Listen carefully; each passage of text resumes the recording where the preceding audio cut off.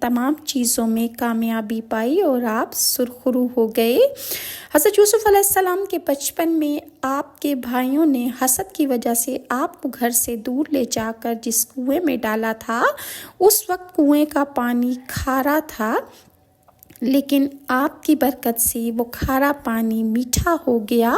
اس کے علاوہ جب آپ کے بھائی آپ کو کنویں میں پھینک رہے تھے تو آپ نے کنویں کی منڈیر کو دونوں ہاتھوں سے پکڑ لیا، لیکن آپ کے ظالم بھائیوں نے آپ کے دونوں ہاتھ چھڑا کر آپ کو ڈول میں دھکا دے کر نیچے پھینک دیا اور پھر رسی کو کاٹ ڈالا۔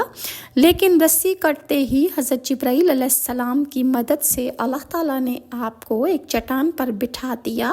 پھر جب کنویں میں آپ کو وحشت ہونے لگی، خوف محسوس ہونے لگا، تو اللہ تعالیٰ نے آپ کی مدد کے لیے غلام بھیج دیے۔ جنت سے جو فرشتے تھے وہ آپ کی